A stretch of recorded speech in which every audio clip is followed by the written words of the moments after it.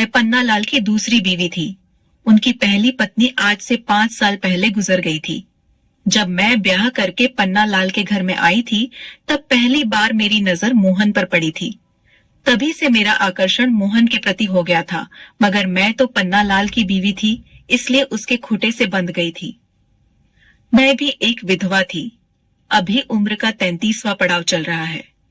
जब मैं 18 साल की थी, तब मेरी शादी भरत से कर दी गई थी।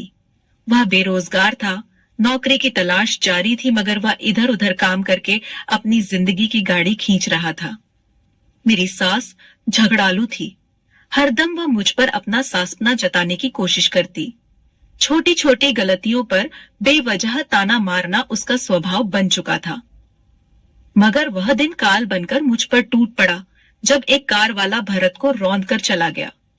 अभी मेरी शादी हुए 10 महीने भी नहीं बीते थे और मैं विधवा हो गई थी। समाज की जरूरी रस्मों के बाद मेरी सास ने मुझे टाइम बता दिया। ये कहकर मुझे घर से निकाल दिया कि आते ही मेरे बेटे को खा गई। ससुराल से जब विधवा निकाली जाती है, तब वह अपने मायके में आती है। मैं भी अपने मायके में चली आई और माँ बाबूजी और भाई के लिए बोझ बन गई। बाद में मैं एक प्राइवेट स्कूल में टीचर बन गई। तब मुझे विधवा जिंदगी जीते हुए 15 साल से ऊपर हो गए। समाज के पोगा पंथ के मुताबिक विधवा की दोबारा शादी भी नहीं हो सकती है। मुझे तो अब जिंदगी भर विधवा की जिंदगी जीनी थी। ऐसे में मैं कई बार सोचती थी कि अभी माँ बाप जिंदा है, लेकिन कल वे नहीं रहेंगे, तब भाई कैसे रख पाएगा। यही दर्द मुझे हरदम कचोटता रहता था। मैं कई बार सोचती थी कि मैं माँ बाप से अलग रहूं, मगर एक विधवा का अकेले रहना बड़ा मुश्किल होगा। मर्दों के दबदबे वाले समाज में कई भेड़िए उसे नोचने को तैयार बैठे थे। कई वैसी मर्दों की निगाह अब भी मुझ पर गड़ी रहती है। माँ और बाबूजी भी मुझे देखकर चिंतित है। ऐसी कोई बात नहीं है कि सिर्फ मैं ही अपने बारे में सोचती थी। माँ और बाबूजी भी सोचते हैं कि मेरी जिंदगी कैसे कटेगी। वे खुद भी चाहते थे कि मेरी दोबारा शादी हो जाए, मगर समाज की बेड़ियों से वे भी बंधे हुए थे। इसी का कसमकस में समाज के कुछ ठेकेदार पन्नालाल का रिश्ता लेकर मेरे बाबूजी के पास आ गए। बाबूजी को मालूम था कि पन्नालाल बहुत पैसे वाला है। उसका भाई गोपाल सेठ के नाम से मशहूर है, मगर दोनों भाइयों के बीच 25 साल पहले ही घर की जायजा को लेकर रिश्ता खत्म हो गया था। आज तक दोनों के बीच बोलचाल बंद है। बाबूजी यह भी जानते थे कि पन्नालाल 60 साल के ऊपर है। यह बेमेल गठबंधन कैसे होगा। तब समाज के ठेकेदारों ने एक ही बात बाबूजी को समझाने की कोशिश की थी कि यह मेरी जिंदगी का सवाल है। पन्नालाल के साथ मैं खुश रहूंगी। तब बाबूजी ने सवाल उठाया था कि पन्नालाल नदी किनारे खड़ा हुआ है कि कब बहाव में बह जाए, फिर मैं विधवा की विधवा रह जाऊंगी। तब समाज के ठेकेदार ने बाबूजी को समझाया कि देखो, वह विधवा जरूर हो जाएगी, मगर सेठ की जायदाद की मालकिन बनकर रहेगी। तब बाबूजी ने मुझसे पूछा था, गीता तुम्हारे लिए रिश्ता आया है। मैं समझते हुए भी अनजान बनते हुए बोली, रिश्ता? और मेरे लिए? हाँ गीता, तुम्हारे लिए रिश्ता। मगर बाबूजी, मैं एक विधवा हूं और विधवा की दोबारा शादी नहीं हो सकती। अपने पिता को समझा हुए मैं बोली थी। हाँ, नहीं हो सकती है, मैं जानता हूं, मगर जब सोचता हूं कि तुम ये लंबी उम्र कैसे काटोगी तो डर जाता हूं। जैसे कोई दूसरी विधवा काटती है, वैसे ही काट लूंगी बाबूजी। मैंने जब यह बात कही, तब बाबूजी सोच विचार में पड़ गए थे। तब मैं खुद ही बोली थी, मगर बाबूजी, मैं आपकी भावनाओं को भी अच्छी तरह समझती हूँ। आप तो पन्नालाल के साथ मेरा ब्याह करना चाहते हैं। हाँ बेटी, वहां तेरी जिंदगी अच्छी तरह कट जाएगी और विधवा की जिंदगी से छुटकारा भी मिल जाएगा। ये बोलकर बाबूजी ने अपने मन की सारी बात कह डाली थी। तब मैं भी सहमति देते हुए बोली थी, बाबूजी, आप किसी तरह की चिंता ना करें, मैं यह शादी करने के लिए तैयार हूं। यह सुनकर बाबूजी का चेहरा खिल गया था। फिर पन्नालाल के साथ मेरी बेमेल शादी हो गई। मैं पन्नालाल के बंगले में आ गई थी। दुकान के नौकर अलग, घर के नौकर अलग थे। घर का नौकर मोहन 22 साल का गबरू जवान था। बाकी तो वहां अधेड़ औरत थी। जब पन्नालाल के साथ मैं हम बिस्तर होती थी, तो वह बहुत जल्दी ठंडा पड़ जाता था। भरत के साथ जो रातें गुजारी थी, पन्नालाल के साथ वैसा मजा नहीं मिलता था। पन्नालाल ने कई बार मुझसे कहा था, गीता, तुम मेरी दूसरी पत्नी हो, उम्र में बेटी के बराबर हो। अगर मेरी पहली पत्नी से कोई औलाद होती तब वह तुम्हारी उम्र के बराबर होती। मैं तुझसे औलाद की आश रखता हूं, तुम मुझे एक औलाद दे दो। औलाद देना मेरे अकेले के हाथ में नहीं है, मैं अपनी बात रखते हुए बोली। मगर मैं देख रही हूं। क्या देख रही हो? मुझे रुकते देख पन्नालाल ने पूछा। हमारी शादी को 1 साल हो गए हैं, मगर जितना जोश पैदा होता है वह पल भर में खत्म हो जाता है। अब मैं उम्र की ढलान पर हूं, फिर भी औलाद चाहता हूं। पन्नालाल की आंखों का इशारा मैं समझ गई। तब मैंने नौकर मोहन से बातचीत करना शुरू किया। मैं उसे बार बार किसी बहाने अपने कमरे में बुलाती, आंखों में हवस लाती। कभी मैं अपना पल्लू गिराती, कभी ब्लाउज का ऊपरी बटन खोल देती, तो कभी पेटी को जांघों तक चढ़ा लेती।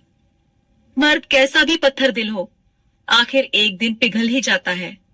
मोहन ने कहा, मेम साहब, आपका मुझे देखकर बार बार आंचल गिराना मुझे अच्छा नहीं लगता। आप क्यों ऐसा करती हैं? अरे बुद्धू इतना भी नहीं समझता है, मैं मुस्कुराकर बोली और उसके गाल को चूम लिया। समझता तो मैं सब कुछ हूं, मगर मालिक मालिक कुछ भी नहीं कहेंगे। मैंने बीच में ही उसकी बात काट के मैं बोली, मालिक से क्यों घबराता है? यह सुनकर मोहन पहले तो हैरान हुआ, फिर धीरे से मुस्कुरा दिया। उसने आओ देखा ना ताओ मुझे को दबोच लिया और मेरे होठों पर अपने होठ रख दिए। मैंने कुछ नहीं कहा। फिर क्या था, मेरी सह पाकर जब भी मौका मिलता हम दोनों हम बिस्तर हो जाते। इसका फायदा यह हुआ कि मेरा जोश शांत होने लगा था और एक दिन मैं पेट से हो गई। पन्नालाल बहुत खुश हुआ और जब पहला ही लड़का पैदा हुआ तब पन्नालाल की खुशियों का ठिकाना नहीं रहा। मेरे और बच्चे की देखरेख के लिए एक आया रख ली गई। जब भी बाजार या कहीं दूसरी जगह जाना होता, मैं सब अपने बच्चे को आया के पास छोड़ जाती। एक दिन मैं बाजार गई थी।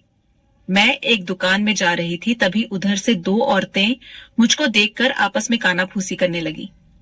इसकी गोद में जो बच्चा है वह पन्नालाल का नहीं बल्कि उनके नौकर मोहन का है।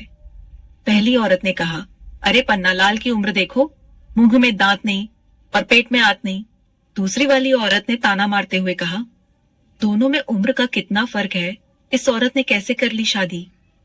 सुना है यह औरत विधवा थी। पहली वाली औरत ने कहा, विधवा थी तो क्या हुआ? अरे उम्र देखकर तो शादी करती। अरे इसने पन्नालाल को देखकर शादी नहीं की। फिर क्या देखकर शादी की? उस औरत ने पूछा। उसकी ढेर सारी दौलत देखकर आगे की बात मैं सुन ना सकी। जिस दुकान पर जाने के लिए मैं सीढ़ियां चढ़ रही थी, तभी यह दोनों औरतें सीढ़ियां उतर रही थी।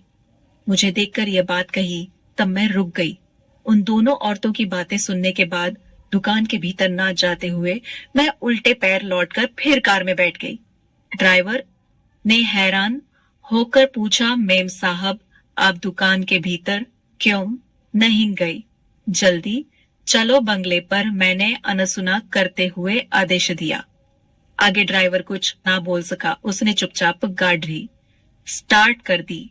जब मैं घर पहुंची और कार से उतरने लगी तब ड्राइवर ने पूछा, मेम साहब जिस दुकान पर आप खरीदारी करने गई थी वहां से बिना खरीदारी किए क्यों लौट आई? मेरा मूड बदल गया। मैंने जवाब दिया, मूड तो नहीं बदला मेम साहब, मगर मैं सब समझ गया। कहकर ड्राइवर मुस्कुराया। क्या समझे प्रतीक? गुस्से से मैं बोली। इस बच्चे को लेकर उन औरतों ने। देखो प्रतीक, तुम अपनी औकात में रहो। बीच में ही बात काटते हुए मैं बोली, हाँ मेम साहब, मैं भूल गया था कि मैं आपका ड्राइवर हूं।